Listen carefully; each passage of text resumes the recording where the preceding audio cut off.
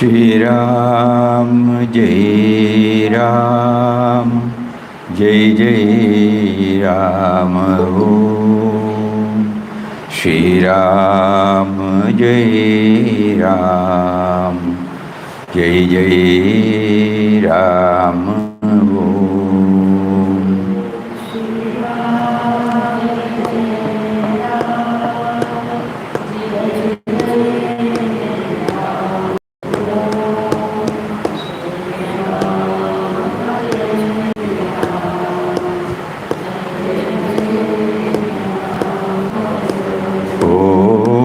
Shri Ram, Jai Ram, Jai Jai Ram, Om. Shri Ram, Jai Ram, Jai Jai Ram, Om.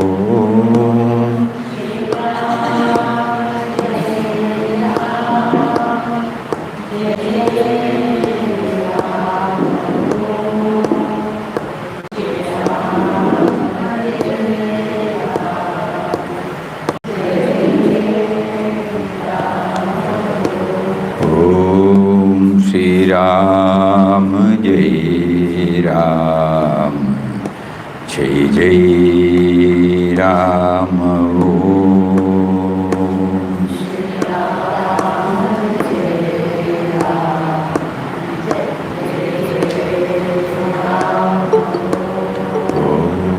Shri Ram, Jai Ram, Jai Jai Ram, Om.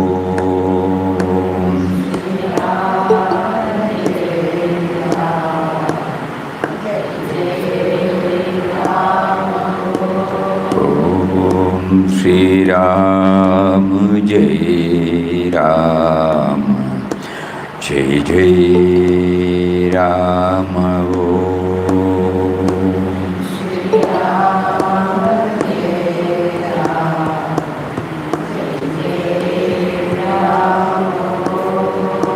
Shri Ram, Jai Ram, Jai Jai Ram, Om.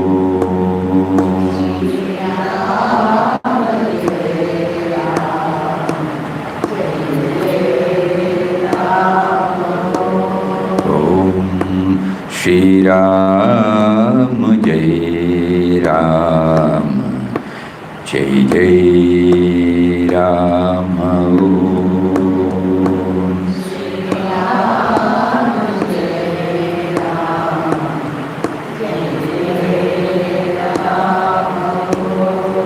Shri Ram, Jai Ram, Jai Jai Rama.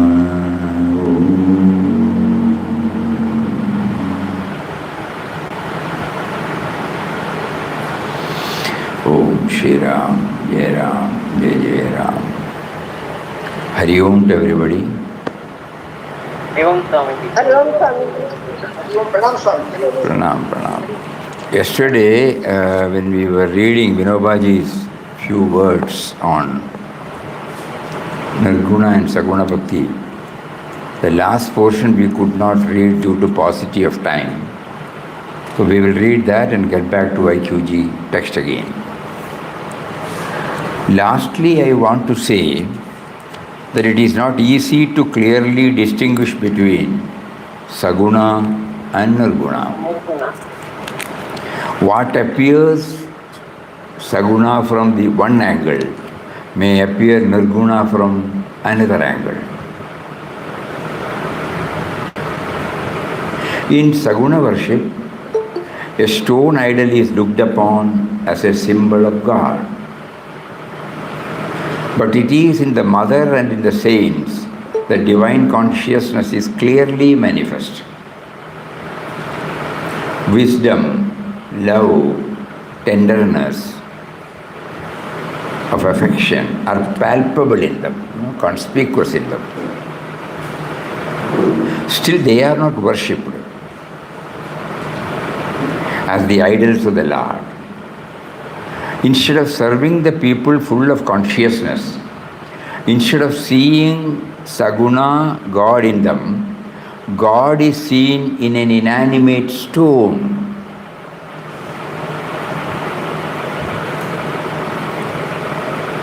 To see God in a stone is in a sense the height of Nirguna.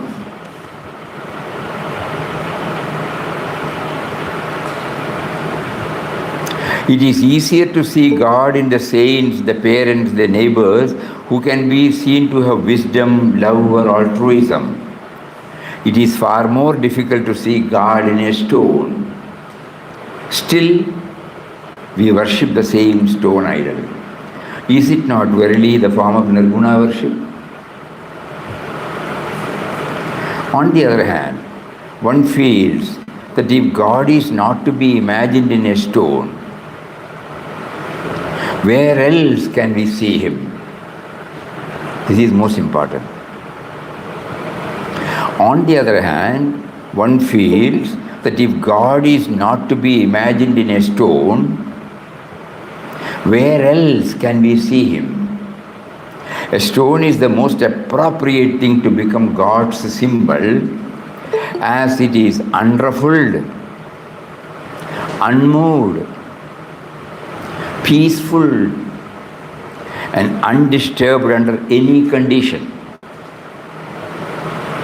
Our parents, neighbors, people in general, all these have their weaknesses. You are bound to find some or the other weakness or fault in them. Hence, serving them is in a sense more difficult than worshipping a stone. To sum up, Saguna and Nirguna are complementary to each other. Saguna is easier than Nirguna. But in another sense, Nirguna is easy and Saguna is difficult. Both lead us to the same end. In the 5th chapter, it has been said that the yogi who does not get attached to karma, though he is continually engaged in action, yogi means karma yogi, and sannyasi who does all the karmas, while being apparently active, are one and the same. Similar is the case here. Saguna state of karma and Nirguna state of sannyasa are one and the same. The Lord therefore faced the same predicament that he faced when he was asked whether yoga was better or sannyasa, karma yoga was better or sannyasa. Finally, he replied on the basis of the comparative easiness. Otherwise, there is no difference between karma yoga and sannyasa or between saguna and nirguna.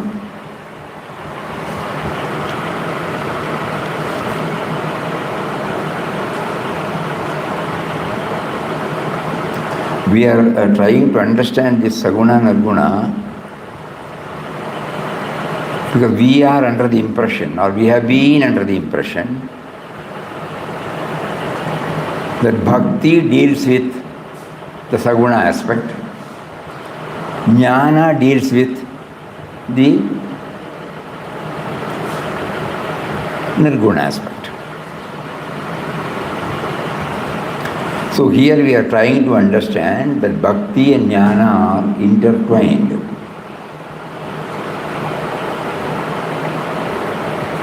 The Lord says in the end, O Arjuna, you may prefer Saguna or Nirguna, but be a Bhakta.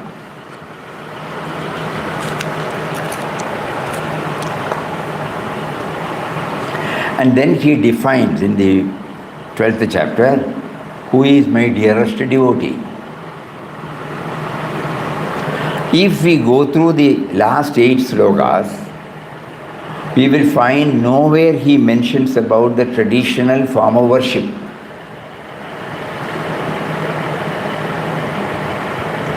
It starts with Adveshta Sarvabhutanam.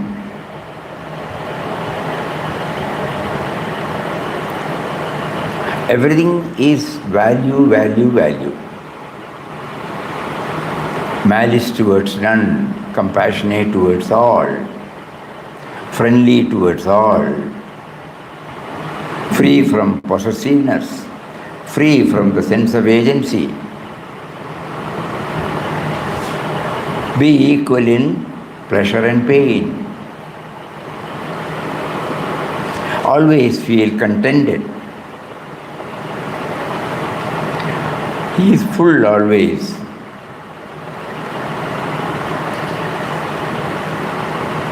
Always remembering God. Satatam yogi.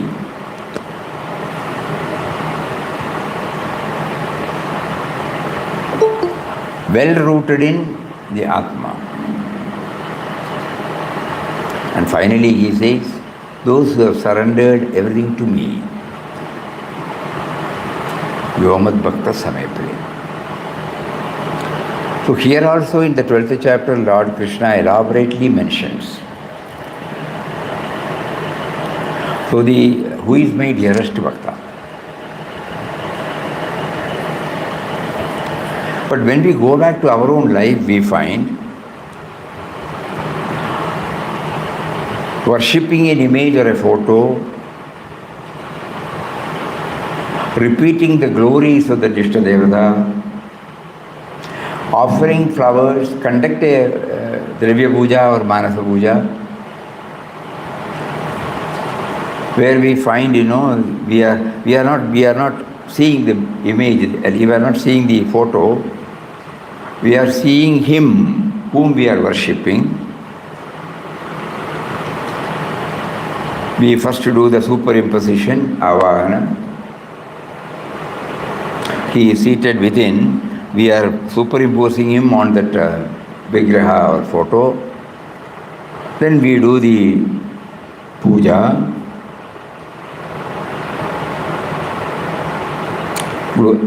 Everything is done. Just like when somebody, a revered person comes, what all we do? We wash his feet, we give him seat, we give him good food, Like that everything is done, and then finally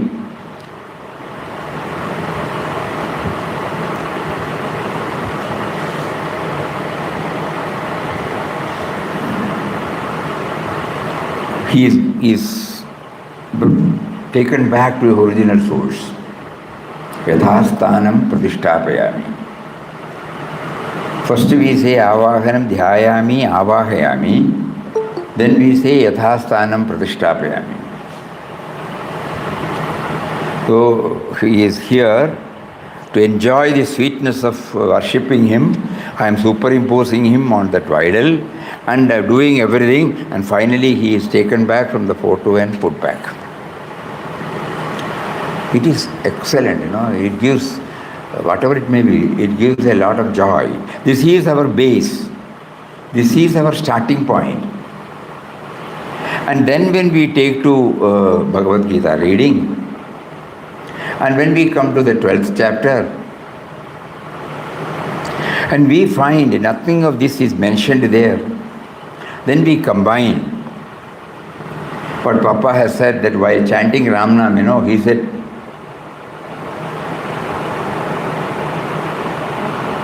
what did he say? What should be compatible with inner aspiration? Outer activity should be compatible with inner aspiration. We are chanting the name of one who is seated within, who is making me to chant, who is the omnipresent, omniscient, and omnipotent, subtle, mysterious power. He is behind everything, He is all in all, He is in all. So this is what we, when chanting the name, we are expected to go along with these thoughts. And then, during the non-chanting time, which are called the outer activities, it should be compatible with the inner aspiration. We cannot have, suppose I do prayer, and then when I go out, I become selfish, I become possessive, I become arrogant. I am not bothered about somebody's sentiments or emotions. I shout at them, I don't mind wounding them for my purpose. Like that, if I do that, then Nama chanting will not become effective.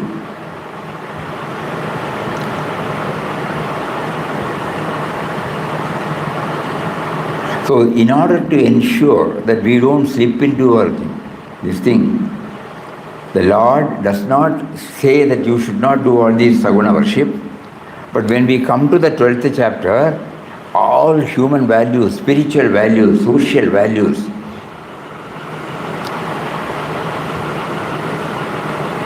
they have been brought out in beautiful 7 verses.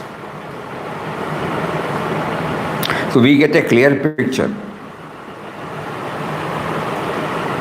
Gandhiji gave a lot of importance for the 12th chapter, and he started the Gita commentary not from first chapter, first is the 12th chapter. Here also Vinobaji says everybody should go through it and read it every day.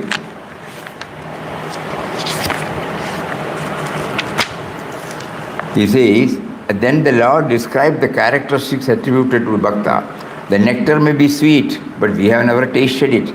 The verses describing the Bhakta's attributes, however, have a rare sweetness that we can experience directly.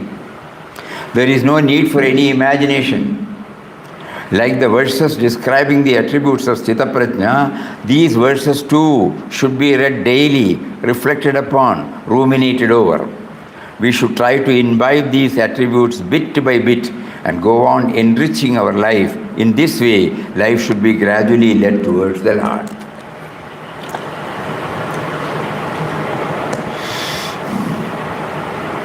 So there is we can attribute.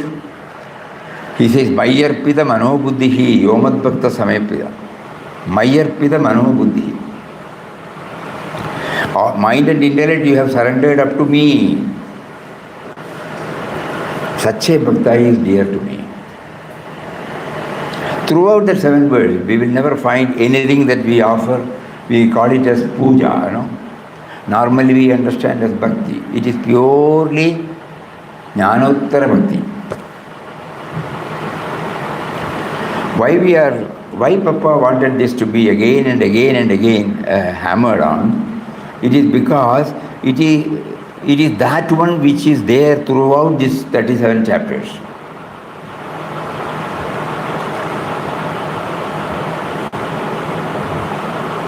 He is seeing God everywhere. At the same time, he is aware that he is the mysterious, subtle and mysterious power.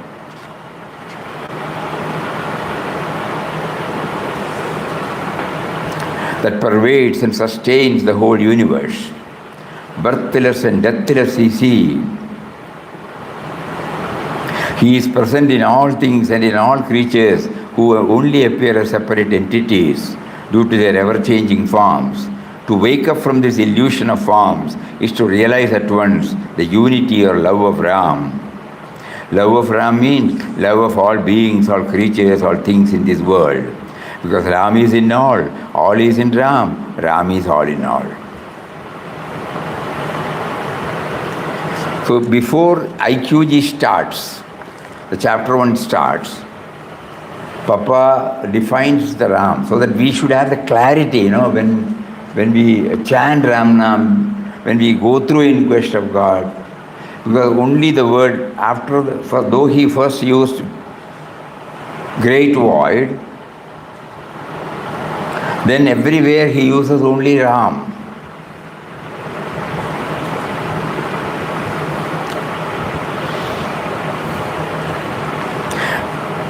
And not to limit him to any particular form, Papa has put this before the first chapter.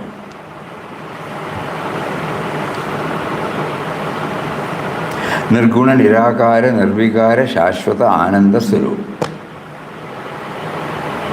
But at the same time, he is seeing everybody as Ram. So this does not make him dry. So as devotees, as aspirants, as readers, we should keep on hammering this. That is why probably for the past 3-4 days, he has been motivating us to dwell on this Jnanottara Bhakti aspect. Now let us go back to In Quest of God. Anybody would like to share any thoughts before we go to chapter number 23?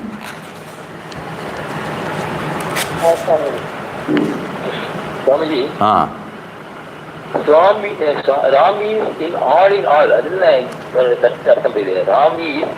in all. Ram is in all. Many a time Papa used to bring, the simile of ornaments and the gold. The ornaments have necklace, ring, what else? Bangles. They are all different, different things. But in every ornament, what is it that is there? Only gold and gold alone. So gold is all in all there. So like this.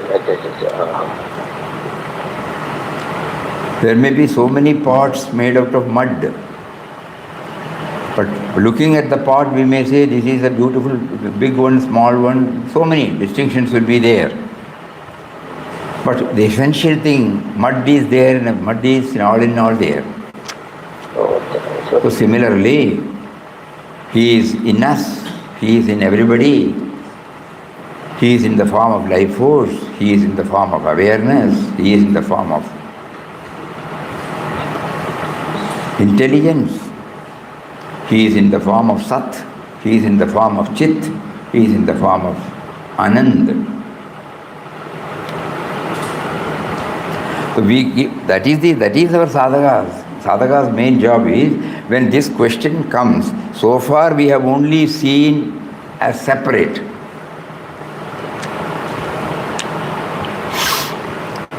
To realize this great truth, we through ignorance feel as separate individuals. We are not seeing all in all. We are not seeing Ram. But here Papa says, we who through ignorance feel as separate individuals should submit ourselves to the will and working of the infinite power Ram, who is one and all-pervading. So that means that which is the power behind me. Now we are reading. This is possible because the life force is there, the awareness is there. Otherwise we will not be able to. So while reading as an individual, the individual is supposed to think about it. While seeing an individual, he is supposed to think about it. So we as sadhakas or devotees are struggling to, that is why this question came. What you raised is a very relevant question, because that is the one which is really pestering us. In spite of reading, in spite of doing Ramnam, in spite of having Satsang, in spite of going to various places, in spite of seeing Mahatmas, still we feel we are separate individuals. We don't see the common denominator, Ram, God. So we are all struggling to do that. This we have to keep on reminding. The doubts will come even after hearing the whole thing, the doubt will come, because we are not clear. So our struggle is only to get clarity. So every now and then we have to keep on answering this. You are all in all. I have accepted it intellectually. I have faith in your words. You have taught it through my spiritual preceptor. I am 100% convinced about it. But still, when I move out, when I deal with men and matters, when I transact with the world outside, when I deal as a family being, a professional being, or a social being, I am there. You are not there.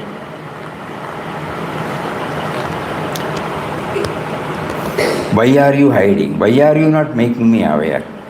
So this we have to keep on. That is why Papa said crying, Crying, pleading, appealing, all these methods we have to employ. There is no way, otherwise he has to reveal himself in us. We have got some limitation.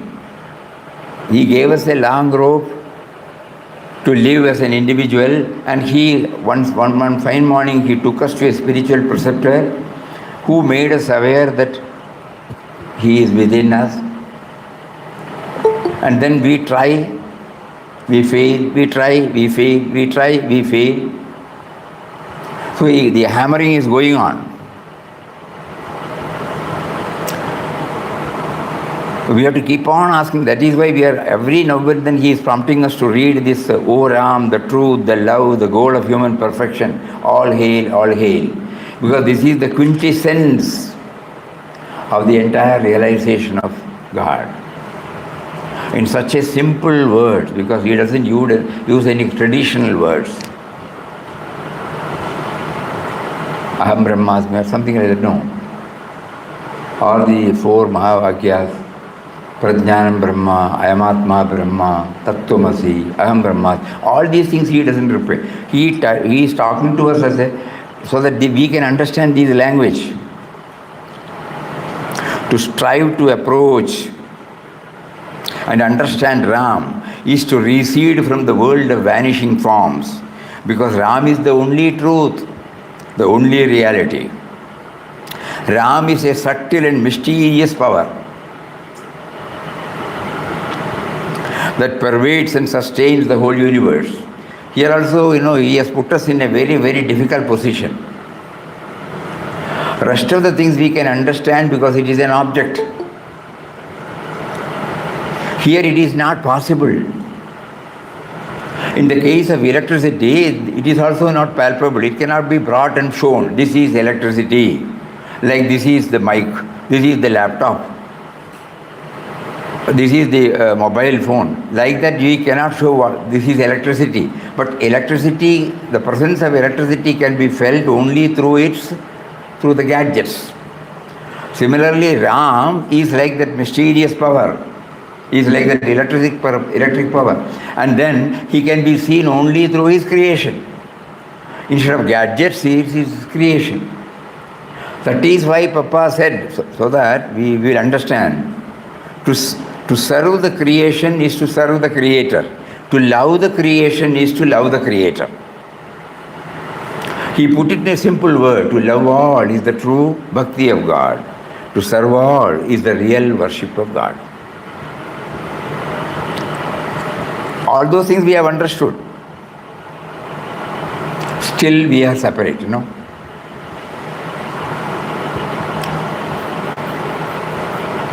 So we have to keep on reading the first page, contemplate, and then pray to him. No other way.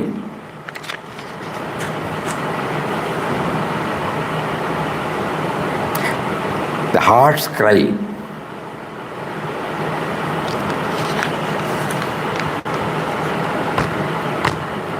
Even these satsangs have been facilitated only to develop this sort of attitude, to cry, to appeal, to plead. Somehow you make me aware. Enough is enough. I am convinced. But the moment I sit, again the individual is only there. My rights and wrongs, my likes and dislikes, everything is there. To a certain extent I have been able to control, that's all. I would have been able to accommodate somebody's ways of approach towards me. I may not be shouting back. Some facets of values would have been there in me now, but I am nowhere near the other one, ultimate one.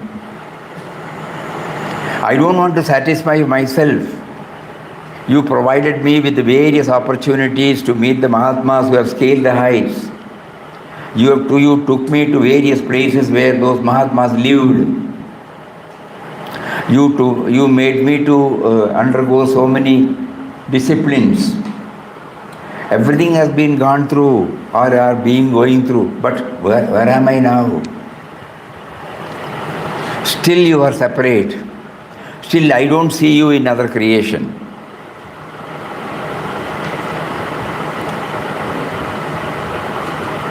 The jnana part has not completely done its work in me. Because when we go through the God experience, when he talks about Jnanottara Bhakti in 3-4 places, he gives importance for the jnana aspect. Jnanottara Bhakti, Jnana should be the base according to Papa. And then the bhakti should come. It should culminate in bhakti. Otherwise we get stuck up somewhere, in between. We may be leading a sattvic life, we may be having few wants. For all practical purposes, we may be trying to live as Lord Krishna said in 12th chapter. But still, only that person will know whether he has been able to see the common denominator in everybody. So this word, it keeps on coming back to all of us. To realize this great truth, we who through ignorance feel as separate individuals, this word, should submit ourselves to the will and working of the infinite power. That infinite love Ram, who is one and all pervading. By a complete surrender to the will of Ram, we lose consciousness of the body, which keeps us aloof from him, and find ourselves in a state of complete identification, union with him, with Ram, who is in us and everywhere around us.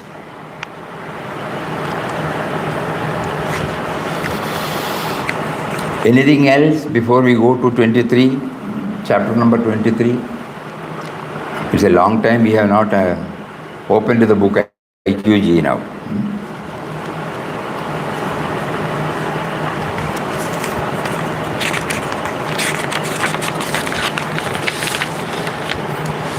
Okay, we take it that nothing more. Though so many things are there, we have to contemplate, we have to make it a reality, that's all. So we now move to 23. God never punishes. It's fairly a long chapter, so we are not reading.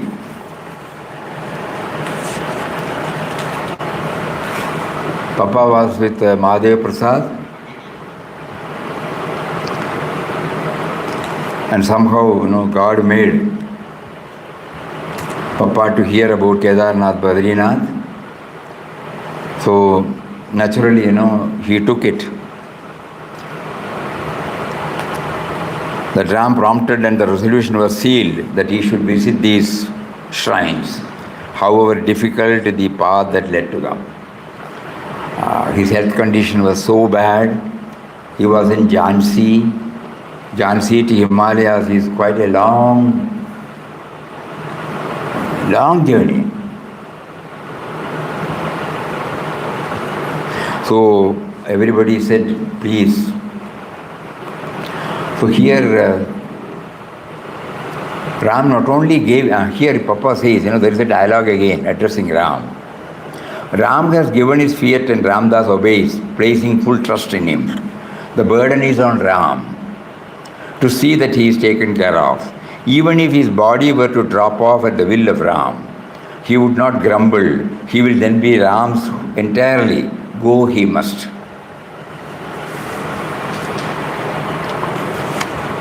So Ramkinger promised to, immediately he was prompted to take him, and he wanted some days, some more days for the request of these friends. And then some other incidents in connection with this has to be narrated. So he was lodged in a mandir. The Pandaji was very, very loving. The way in which he was treating Papa, just like a mother. Then he happened to, during his midday walk, he felt thirsty and he went. He discovered mothers were drawing water. He went, requested them to give some water. Then they said, I am a Muslim and you being a Hindu monk, it is not proper that you should accept. Immediately, every time Ram tests.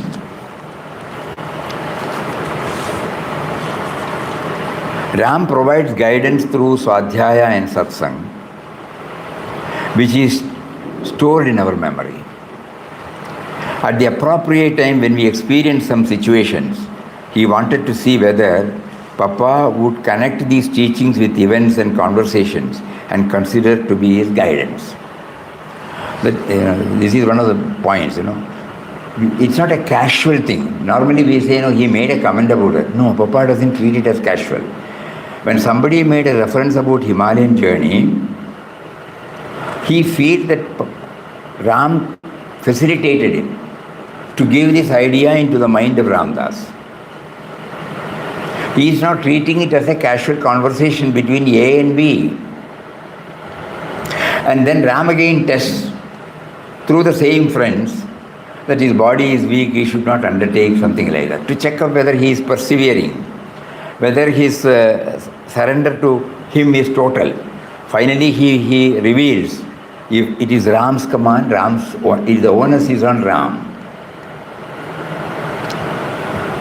Trust in him means the command of Ram, whether there were willingness to even give up the body. Papa passed the test. Now and then Ram come to protect Ramdas through different forms. Does he see that it is Ram doing it or attributing to that individual? This is what all of us do. We treat it from the individual level. Here the Panda,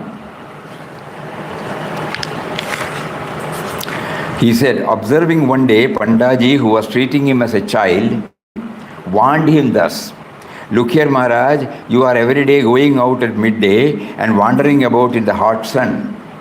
Your head, which is clean shaven, is always uncovered. If you are obstinate, I shall have to lock you up in the temple before I go out." With this threat, an indication of his great love for Ramdas, he would press him to sleep in the afternoon and would not leave the mandir for midday meals until he saw Ramdas sleep. "O Ram, how kind thou art." He is not seeing the individual. Normally when somebody is loving towards us, when somebody is compassionate towards us, when somebody is accommodating our request, we develop our gratitude. We only see at the individual level.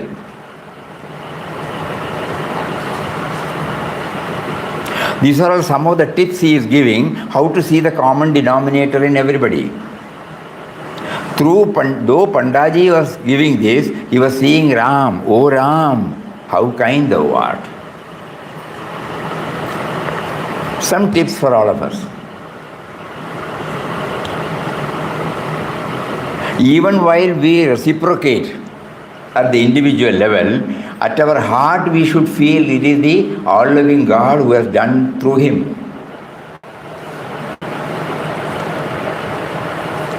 This is another point. Repeatedly Ram was testing whether Ram would hold on to the distinctions of caste and creed in his mind. Every now and then, no? The same thing had happened earlier also. So Ram wanted to test and to confirm, yes, he is, we can give 100 marks, Not 80, 90, 95, 96, 97 like that, 100. Because previously also he was able to have the same, now also he was.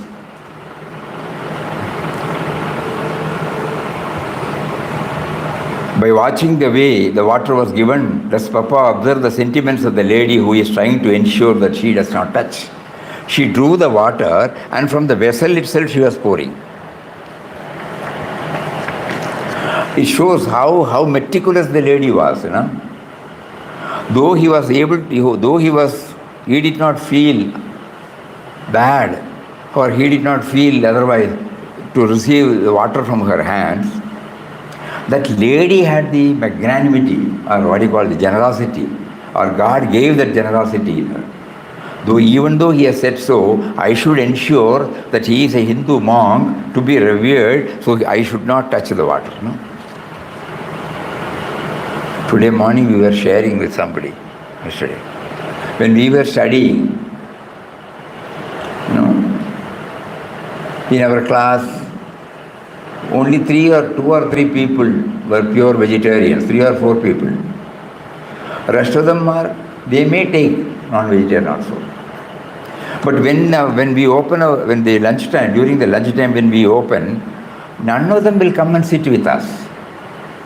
Not that we ask them not to. Each one was respecting their sentiments, Nobody was saying this is right, that is right, this is wrong. No. Each one was respecting their sentiment. That is their broad-mindedness, When we read this, we remember them with gratitude, with respect. Though they don't say in so many words, there was a time when each one was respecting the sentiments of others. There the question of right and wrong does not come, to accommodate them. That is, there is a broadness, There is a broadness in their heart. Their life, rights and wrong, they are not insisting on somebody else. So here also the lady was ensuring that she doesn't touch the water. The mother was strangely surprised, washed the water pot thoroughly, and drawing water afresh, poured it out in the hollow of his hands, and he drank as much as water as he wanted. That's another point. There are so many points. There may be some more. Ram wanted to see whether Ramdas had understood that Ram is best understood through silence. There was a question, Normally, when we are talking about spirituality, talking about God, and when we interact with others, there is bound to be, God will see to it that there is somebody there who does not subscribe to our views.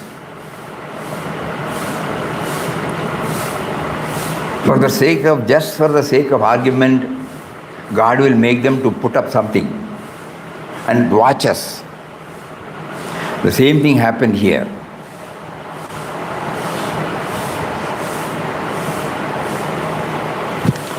And here one very, very important thing Papa says.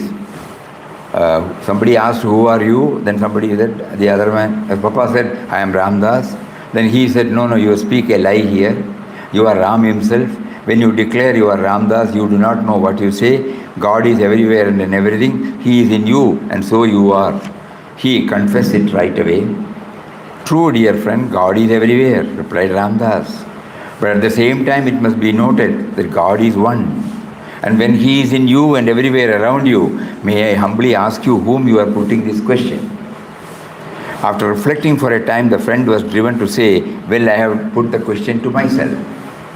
This reply was given as a desperate attempt to reconcile his first contention. If you would say that the question was put to Ramdas, there was a clear sense of duality accepted by the disputant himself, I and you. As a matter of fact, put in Ramdas, Ram does not speak. The moment he speaks, he is not Ram. Speech creates always a sense of duality, the speaker and the man spoken to. Ram is one and indivisible. It is sheer ignorance for a man whose ego is a great obstruction for his complete realization of the oneness of God to say that he is God.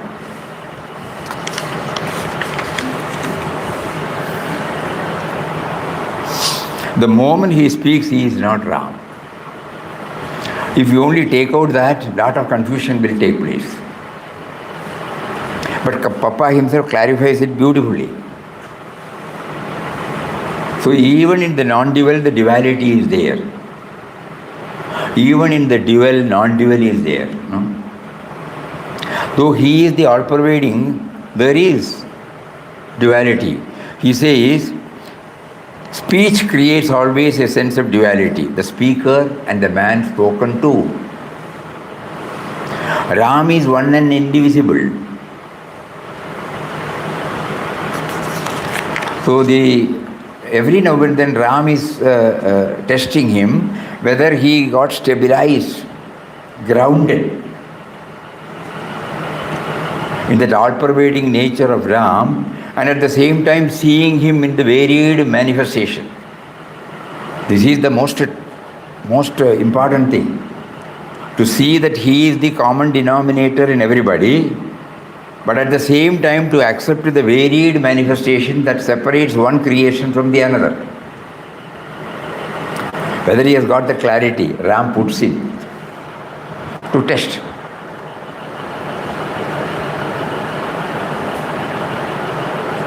Then again another schoolmaster came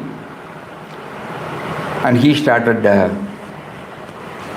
highlighting about the Shuddhi movement. No? Shuddhi movement set on foot by Swami Shraddhanandaji. Ramdas was clearly opposed to this movement, as he is in fact opposed to every effort on the part of anybody to create differences in religious faith. That all faiths lead to the same goal is a most beautiful and convincing truth. At the close of the discussion, the friend exceeded the limits of decent talk. However, Ramdas was cool and collected by the grace of Ram. At parting, he assured the friend that he loved him most dearly in spite of any objectionable words used by him. When someone differs with us, do we develop hatred or anger? Or to see it as a test?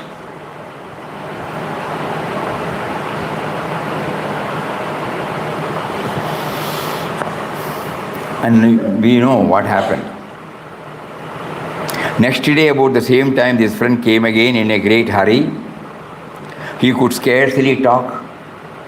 He could only whisper. His throat was choked up. His condition was pitiable. "Oh Maharaj," he exclaimed, falling at the feet of Ramdas, "God has punished your slave for having used rough words yesterday. See how my throat is choked. I cannot even speak out properly." And then Papa says, "Oh friend, Ramdas is really sorry to hear this. But be assured of this, God never punishes." The other man said, "God has punished your slave." No? God never punishes. God is love and is always kind. Our own doubts are our enemies and create a lot of mischief. The so-called evil is our own making. At once pulling out Ramdas's right hand, the friend rubbed the palm on his throat, and strange to say, his throat cleared, and he began to talk more clearly, and in a few minutes he was all right. Behold, Maharaj, how powerful you are. He cried exultantly. You make a mistake, dear friend, replied Ramdas. Ramdas is a poor slave of Ram, possessing no powers at all. Your faith alone has cured you and nothing else. From this time onward, the friend became very much attached to him. O Ram, thy ways are so wonderful that Ramdas gets utterly bewildered at times. Why are you behaving like this? We see every time he is not looking from the individual standpoint. This is very important.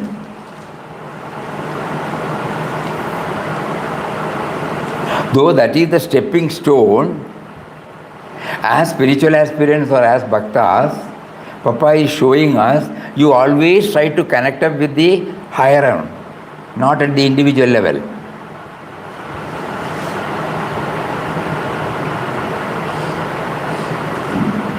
Even when the other person says, he knows it is only his faith. There is a beautiful bhajan, no? You must have many a time heard this. Moko Kaha of Kabir. He rules out everything and lastly he says. Yes, Swamiji. Moko Kaha. Last line.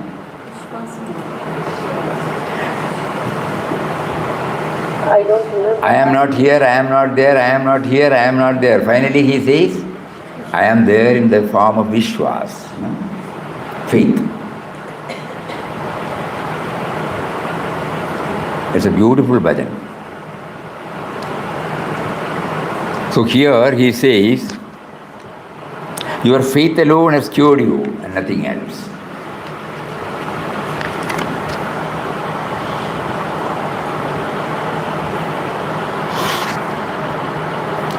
Ram wanted to see whether Ramdas would take credit for the relief received by the school teacher.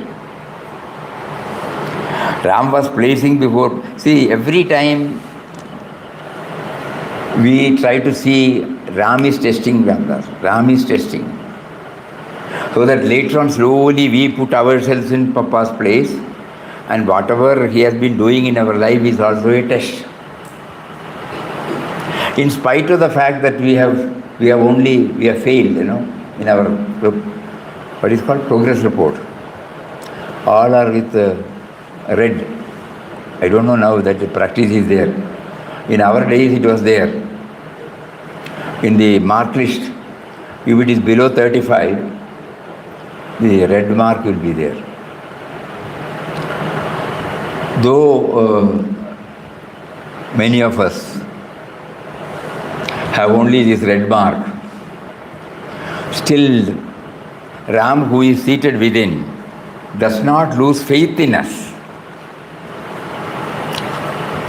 And he facilitates so many things, that is one day we will realize that he is testing, so we have to pass. This In Quest of God in-depth study is such an opportunity given to all of us, because by its in-depth study, we are trying to now slowly realize that whatever experiences that we are confronted with in our day-to-day life, they are nothing but the test given to us, meted out to us by the indwelling and all-pervading reality. Intellectually now we all understand, but the moment we go out of the hall, again we are back to square one. But repeatedly when we hear, probably, we may slowly start accepting at least one or two as tests and other as incidents or happenings.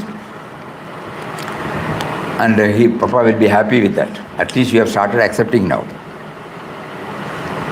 So in Quest of God, when we went through the whole thing with this aspect, we could find about more than nearly, Shraddha will be able to say clearly, more than 100 or 150 tests were there. Every chapter we go through that with that perspective. And then we find, here is a test, here's a test. So by writing like this, we are not trying to list or list out the test given to Papa by Ram. But writing this by ourselves, observing this as a test, we slowly try to understand that his test is on us. And the moment we feel that it is his test, we are game. Because the individual is removed, the situation is removed, the object is removed, and only he is there.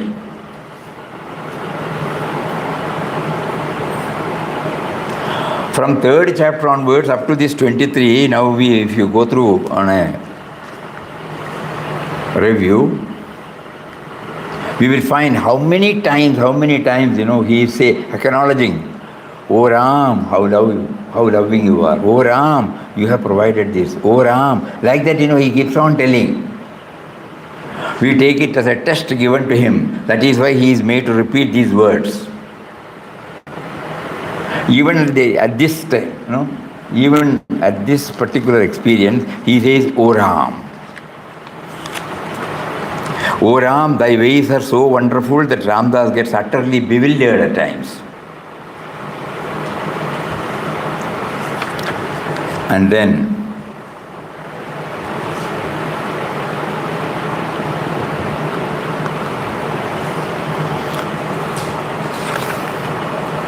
the friends at Jhansi, whom he met daily in that city, were all very charitable in disposition, especially, very important point now, especially were they kind and hospitable to sadhus.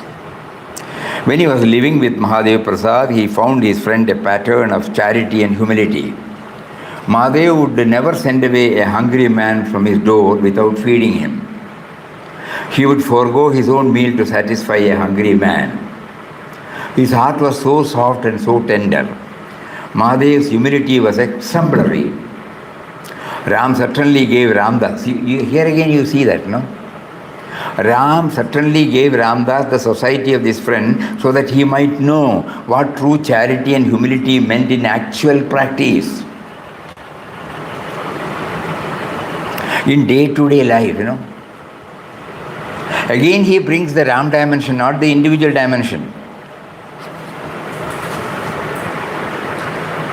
Ram certainly gave Ramdas the society of this friend so that he might know what true charity and humility mean in actual practice.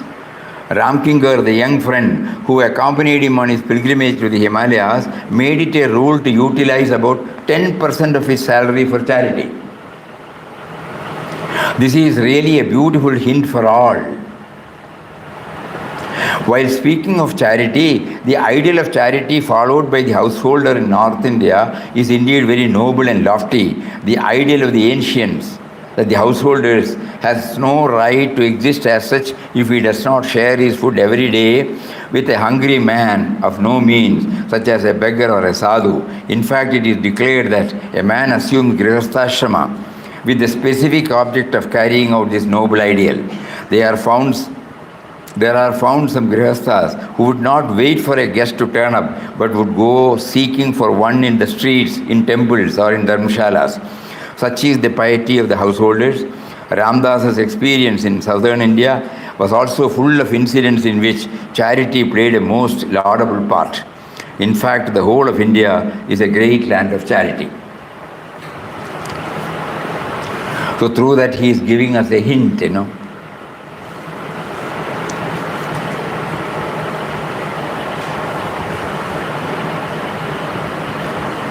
Here, he is making some food for thought for us.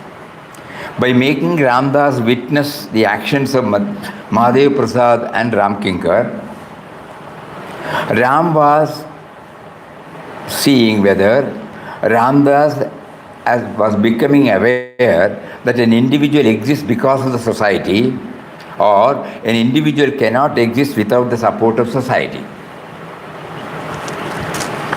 That is how the seva comes, It is not we become charitable. God gives us an opportunity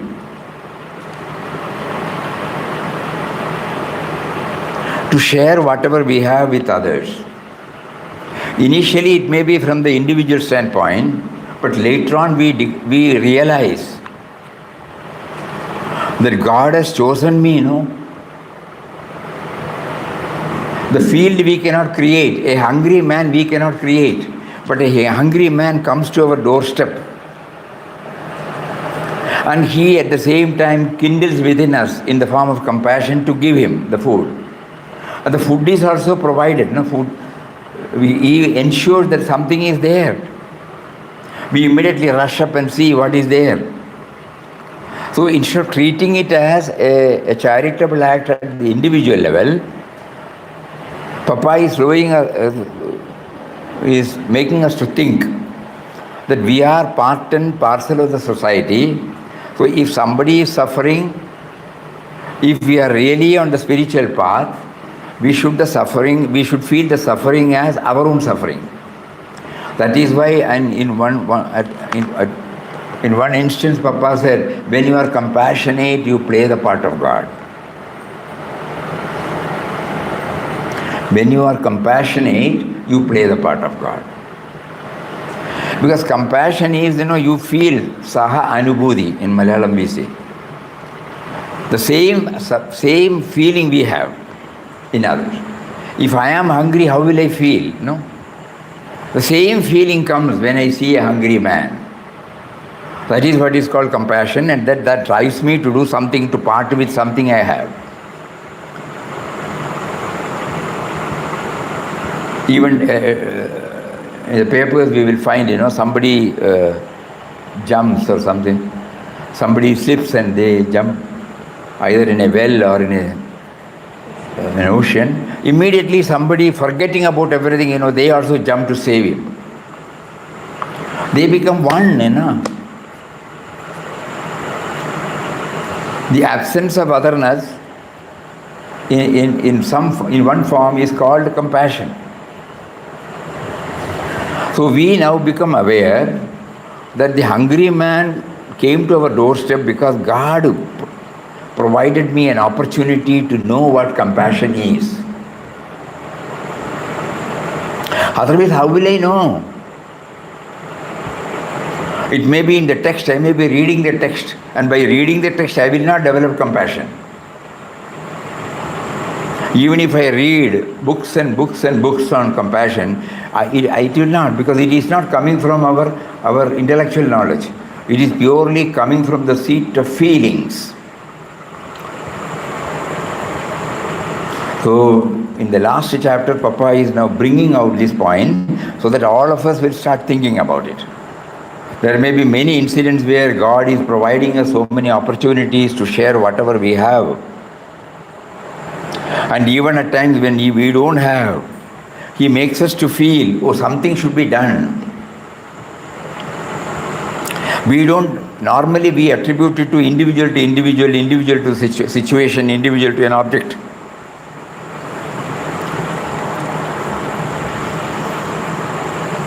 But here, compassion elevates us, it makes us to graduate to a higher level.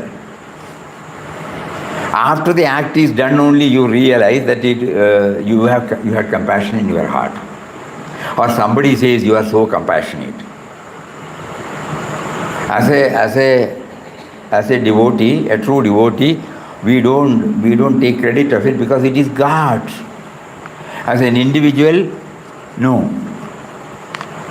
Because He is releasing His attributes through us to make us know that He is within us in the form of compassion. So these 23 chapters, chapter number 23, there are about 10 or 11 points. How Ram has been testing every moment, that whether we are viewing it from the individual angle, some are positive, we have labeled it as negative. But in both cases, it is a test meted out to us by Him. The test is not given to harass us, it is not to demotivate us, but it is only to make us more and more perfect. And He uses Papa now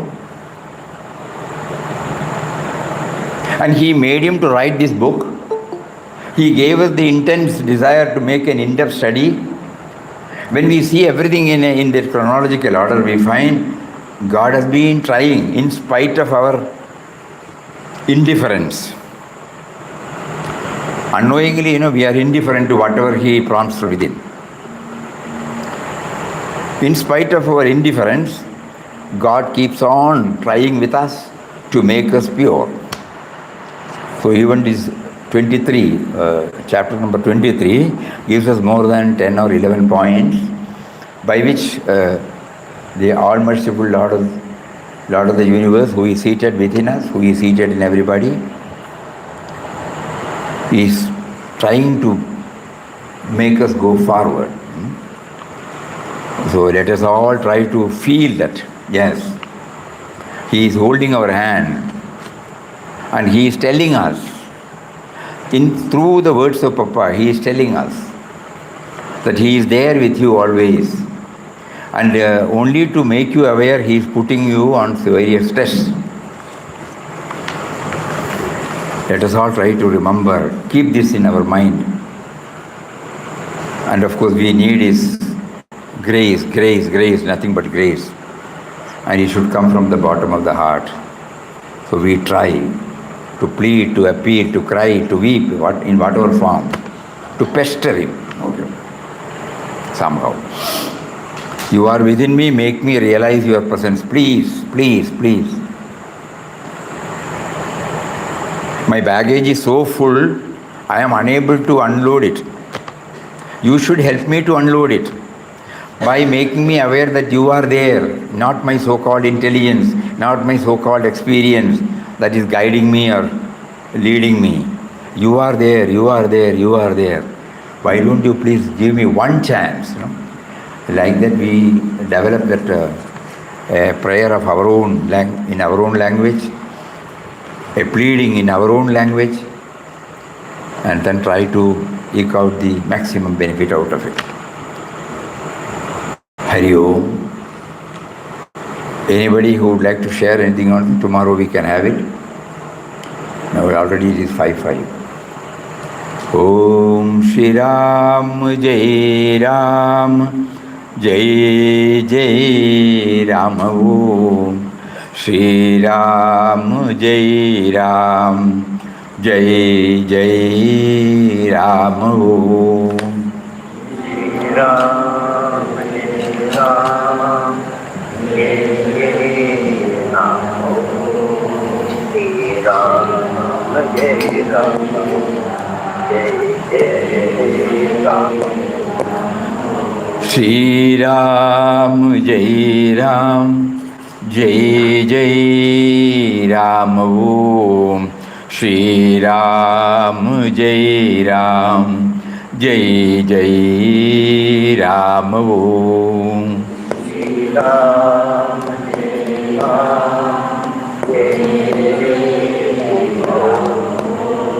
Ram Jai Ram Jai Ram Shri Ram Jai Ram Jai Jai Ram Om Shri Ram Jai Ram Jai Jai Ram